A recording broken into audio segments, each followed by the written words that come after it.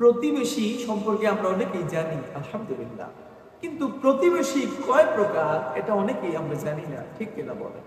আজকে আমরা জানবো প্রতিবেশী কয় প্রকার। প্রিয় ভাইরা, আল্লাহর হাবিব মুহাম্মদ সাল্লাল্লাহু আলাইহি ওয়া আলিহি ওয়াসাল্লাম ইরশাদ করেছেন প্রতিবেশী হচ্ছে তিন প্রকার। কথা বলেন, প্রতিবেশী হচ্ছে তিন প্রকার।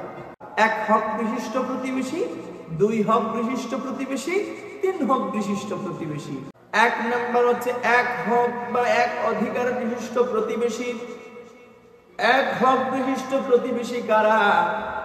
এক হক বিশিষ্ট প্রতিবেশী হচ্ছে অমুসলিম প্রতিবেশী, যাদের সাথে কোনো আত্মীয়তার সম্পর্ক নেই। এবার আসেন, দুই হক বিশিষ্ট প্রতিবেশী কারা? দুই হক বিশিষ্ট প্রতিবেশী হচ্ছে যারা প্রতিবেশী হওয়ার সাথে সাথে মুসলমানও। সুবহানাল্লাহ বলেন।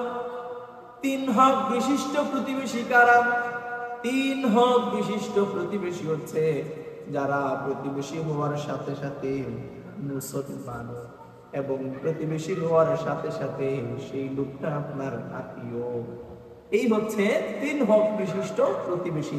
তো আজকে আমরা আলোচনা থেকে জানতে পারলাম প্রতিবেশী হচ্ছে তিন প্রকার। এক হক বিশিষ্ট প্রতিবেশী, দুই হক বিশিষ্ট প্রতিবেশী, তিন হক বিশিষ্ট প্রতিবেশী। সম্মানিত হাজিরিন, আল্লাহ পাক রব্বুল আলামিন আমাদেরকে প্রতিবেশীর হক যথাযথভাবে আদায় করার তৌফিক দান করুন। আমিন।